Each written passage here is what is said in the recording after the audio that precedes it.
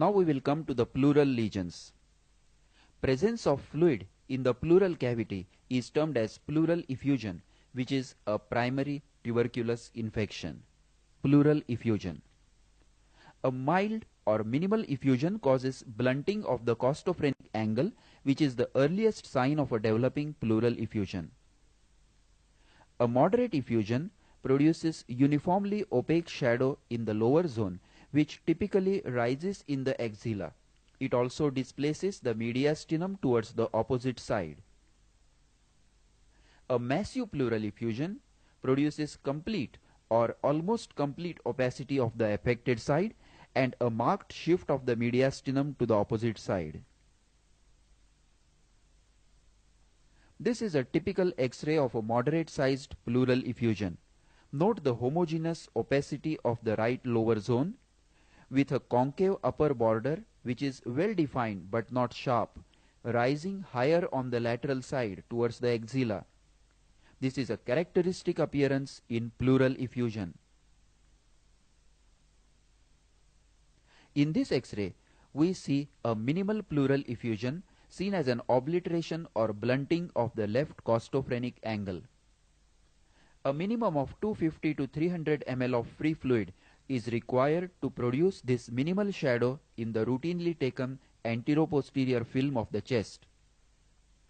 Compare it with the right costophrenic angle, which is sharply defined. This is another X-ray showing blunting of the right costophrenic angle. Note the haziness filling the angle. Comparison with the opposite costophrenic angle will make these minor changes more apparent. So blunting or opacity of the costophrenic angle is the earliest change in a pleural effusion. This is another X-ray of a moderately large pleural effusion. Note the homogeneous opacity with the concave upper border and note that the mediastinum has shifted to the opposite side. Of course, if the mediastinum is not mobile, then mediastinal shift may not be present even if the effusion is large. This is another X-ray of a moderately large pleural effusion. Note the homogeneous opacity in the right lower zone with concave upper border rising in the axilla and the shift of the heart to the opposite side. So the features of a pleural effusion are blunting of the costophrenic angle, homogeneous opacity with a concave upper border which rises on the lateral side, and shift of mediastinum to the opposite side. This now is a very massive effusion with complete opacity of the right side and shift of mediastinum to the opposite side. Note the shift of the heart to the left side. When the opacity is complete and concave upper border is not seen, then shift of mediastinum to the opposite side is very suggestive of a pleural effusion. This X-ray shows a massive effusion on the left side. The concave upper border is not seen as the fluid is completely filling the left chest. Note the tremendous shift of mediastinum that the fluid has caused, pushing the heart to the right side. This is a typical massive pleural effusion. Now this is a set of two X-rays of a patient of right pleural effusion before and after aspiration. This is a very typical shadow of pleural effusion. And this second X-ray after aspiration shows that the fluid is removed, the lung has expanded, the costophrenic angle is clear, and there is a diffuse thin haziness in the right lower zone, which is due to the pleural reaction or inflammation. This is another set of X-rays before and after pleural fluid aspiration. Note the right pleural effusion.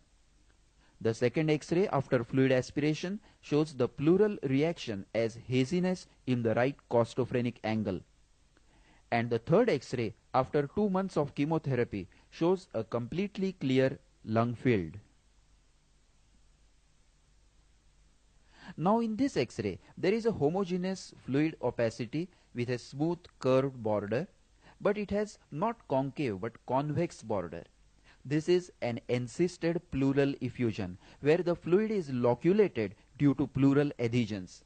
The opacity is peripheral and its convex border is towards the lung. This is characteristic of an encysted or a loculated pleural effusion. This is another opaque peripheral shadow with convexity towards the lung, which was an encysted pleural effusion. A similar shadow may be seen with a cold abscess arising from the ribs or an extrapleural mass. An ultrasonography is helpful in confirming the diagnosis and in localization of the point for aspiration of the fluid. Sometimes an encysted effusion lies in the right interlobar fissure and produces a shadow between the fourth and sixth ribs anteriorly. And in a lateral view, a characteristic elliptical shadow of the fluid is seen, extending from the fifth thoracic vertebra behind to meet the diaphragm anteriorly 4 centimeters behind the sternum. Sometimes the fluid gets collected under the lower surface of the lung, between the lung and the diaphragm, and remains convex upwards. Note in this X-ray that the right diaphragm appears to be elevated with preservation of the costophrenic angle. This is termed as a subpulmonic effusion, an effusion under the lung.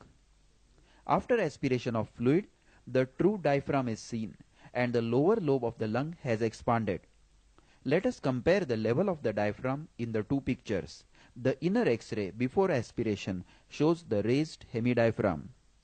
A similar appearance may be seen in subphrenic abscess and diaphragmatic paralysis.